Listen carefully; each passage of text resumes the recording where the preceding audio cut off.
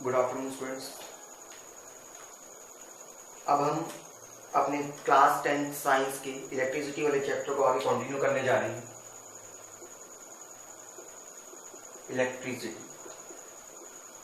हमने last class में ये देखा था कि रेजिस्टेंस को कौन से फैक्टर्स क्या करते हैं, इफेक्ट करते हैं।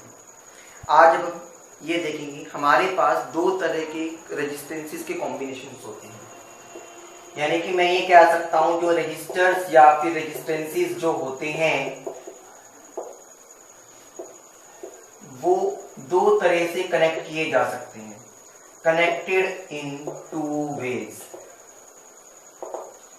एक होता है सीरीज, एक होता है पैरेलल। ठीक है, अब मेरी बात को सुनना। सीरीज का मतलब क्या होता है स्टूडेंट्स, मेरी बात को ध्यान रखना। किसी भी डिवाइस को अगर मैं सीरीज में लगाता हूं तो एक के खराब होने से पूरे का पूरा सर्किट मेरा क्या हो जाता है, खराब। पहले तो समझते हैं ऐसा क्यों होता है। अगर मैं बात करता हूं घर में, हाउसेस के अंदर, ऑफिसेज में, स्कूल के अंदर, हर जगह आपके पास पैरेलल कॉम्बिनेशन है। क्यों, कभी ऐसा हुआ है क्या घर के एक कमरे की लाइट को बंद करा तो पूरे घर की लाइट बंद हो गई, या एक कमरे की लाइट को जलाया तो पूरे घर की लाइट जल गई? क्योंकि वो पैरेलल में है।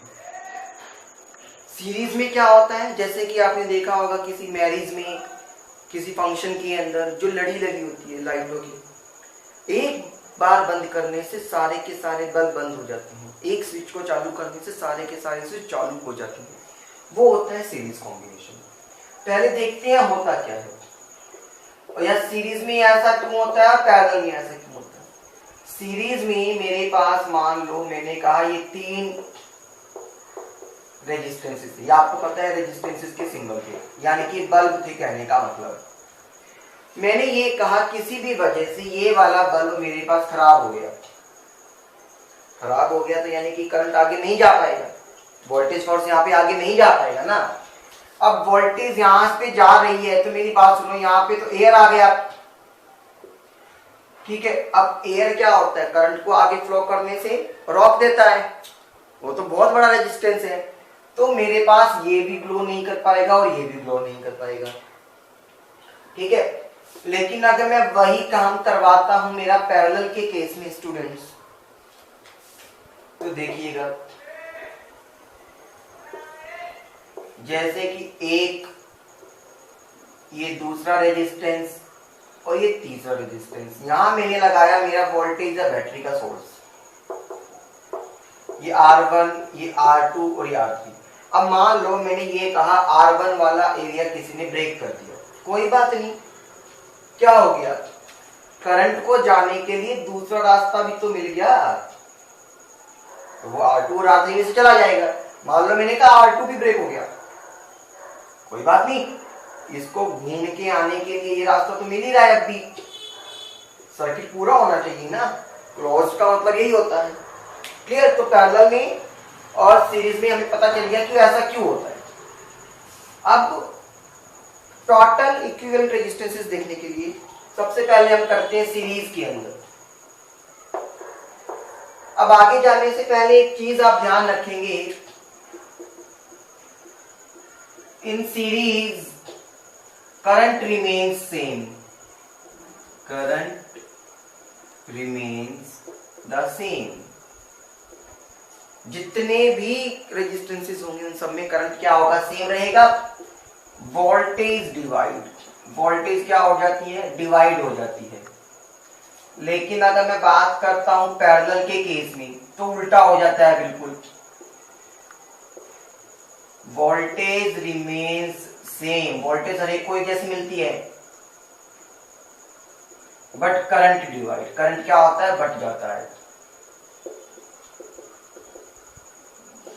ठीक है, इसलिए तो क्या होता है घरों में जब पैरेलल आता है तो अंदर रखे हुए फ्रिज को भी उतनी वोल्टेज मिल रही है, बाहर चल रहे एसी को भी उतनी वोल्टेज मिल रही है। ऐसा थोड़ी ना होता है कि बाहर वाले रूम में तो मेरे पास 220 आ गया, अंदर वाले कमरे में 150 भी नहीं आया, ऐसा नहीं होता ना। तो वो क्योंकि पैरेलल में है हमारे पास। अब ये देखते हैं सीरीज में मैंने ये करा आपके पास कि 3 रेजिस्टेंसेस को मैंने लगाया है, आप कितने भी लगा सकते हो।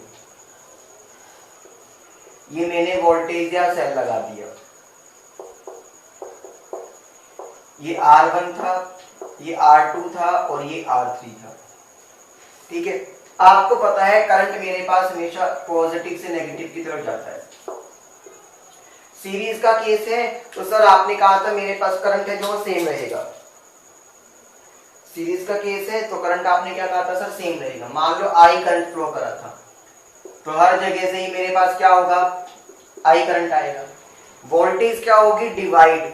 मान लो यहाँ V1 आ गया, यहाँ V2 आ गया और यहाँ V3 वोल्टेज आ गया था। तो एक बात बताओ, जब मुझे ये पता चल गया कि वोल्टेज डिवाइड हुई तो जो टोटल वोल्टेज होगी वो V is equal to V1 plus में V2 प्लस में V3 होना चाहिए। ठीक है, अब मुझे ये पता है because V is equal to IR Ohm's law के अकॉर्डिंग। ठीक है, तो यहां पे मैं क्या लिख सकता हूं, I इंटू में R इक्विवेलेंट। I तो मेरे पास क्या था, स्मॉल i के नाम से आ रहा है ना, क्योंकि सीरीज में करंट हमेशा सेम रहता है, वो ध्यान रखना। V1 तो I तो सेम रहेगा, R1 के अक्रॉस आएगा। I तो सेम रहेगा, R2 के अक्रॉस आएगा। I तो सेम रहेगा, R3 के अक्रॉस आएगा। R इक्विवेलेंट का मतलब क्या है, यहाँ पे टोटल रेजिस्टेंस। R इक्विवेलेंट को आप R टोटल भी कह सकते हो, ध्यान रखना। मैंने यहां से I को कॉमन लिया, R1 प्लस R2 प्लस में R3, तीनों चीजें बच गई। अब एक इस I से ये I कैंसिल हो गया मेरे पास, तो क्या रह गया, R equivalent R1 plus R2 plus R3 के इक्वल आ गया। ये क्या हो गया, नेट इक्विवेलेंस।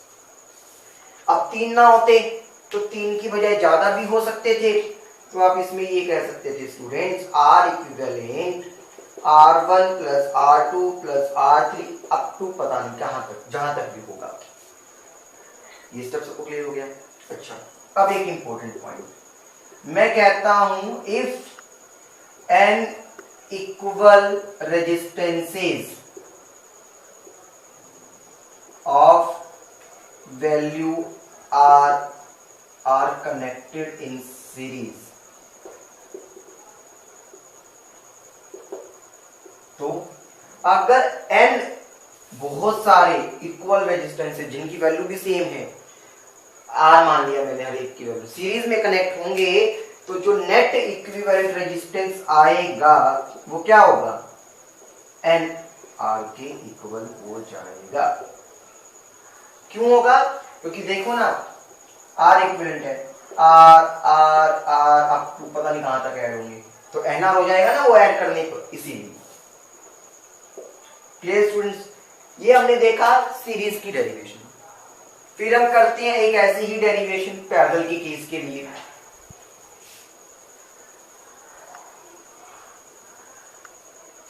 ठीक है, अब हम करेंगे पैरेलल के केस के लिए। मैं यहां पर भी क्या करता हूं, 3 रेजिस्टेंसेस लेके चलता हूं। आप देख पा रहे हैं कि 3 रेजिस्टेंसेस को मैंने यहां पे क्या कर दिया, पैरेलल में लगा दिया। ये मैंने क्या लगाया स्टूडेंट्स, वोल्टेज का सोर्स लगाया। R1 है, ये R2 है और ये R3 है। जैसे कि मैंने बताया कि पैरेलल के केस में वोल्टेज सेम रहता है, तो V जो यहाँ पर है उतनी वोल्टेज यहाँ आएगी, उतनी यहाँ पे और उतनी यहाँ पे। करंट डिवाइड होगा, मैंने कहा ये मान लो I जा रहा था, तो यहाँ पे क्या आएगा I1, यहाँ क्या आएगा I2 और यहाँ क्या आएगा I3। करंट डिवाइड होता है, जो चीज डिवाइड होती है हमेशा उसी से स्टार्ट किया आपको।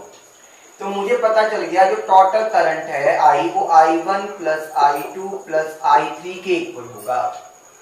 अब ओम्स लॉ ने मेरे को एक चीज कही थी, V is equals to IR, यानी कि I क्या हो गया था, V by R Ohm's law के अकॉर्डिंग।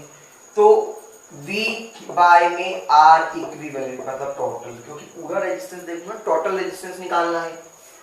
वोल्टेज तो सेम है R1, वोल्टेज तो सेम है R2, वोल्टेज तो सेम है R3। Clear students? यहाँ पे अब देख पा रहे हो V बाय में R इक्विवेलेंट, V को मैंने ऊपर से कॉमन लिया तो 1 बाय में R1, 1 बाय में R2 प्लस में 1 बाय में R3 बचा। एक इस V से ये V कैंसिल, तो यहाँ क्या बच गया 1, तो 1 बाय में R equivalent is equals to 1 by R1 plus 1 by R2 plus में 1 बाय R3 आपके पास आ गया। अब आपको क्या करना होता है, आप चाहो तो इसका एलसीएम ले सकते हैं। R1, R2 और R3 एलसीएम आएगा, तो एलसीएम लोगे तो यहाँ पे क्या आएगा R2, R3, R1, R3 और R2, R1। Clear students? आगे यहां तक ये 1 बाय R1 R इक्विवेलेंट आया है, तो मुझे अगर R इक्विवेलेंट निकालना है तो मुझे इसका रेसिप्रोकल करना होगा। क्या करना होगा स्टूडेंट्स? रेसिप्रोकल। तो R1, R2, R3 divided by में R1 into R2 plus R2 into R3 plus R1 into R3, यही आएगा मेरे पास। तो इस तरह से मैंने क्या कर लिया, पैरेलल के केस में नेट इक्विवेलेंट रेजिस्टेंस निकाल दिया। और ये प्रोसेस आपके पास अप टू n टाइम्स तक भी हो सकती है। Clear students? अब मेरी बात को सुनना, अगर मैं वही कहता हूं if n equal resistances are connected in parallel,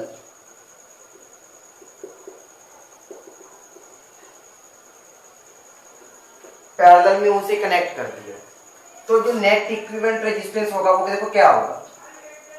हमें पता है 1 बाय आर इक्विवेलेंट क्या होगा, 1 by R plus 1 by R plus 1 by R up to चलता जाएगा। तो क्यों ना मैं इसको ये लिख दूं 1 by R equivalent is equals to n by R, n times होगा तो एक जैसे ये ना ऐड करने के, तो यानी कि टोटल आर इक्विवेलेंट क्या हो जाएगा, वो r बाय n। ये चीज क्लियर है स्टूडेंट्स हमारे पास?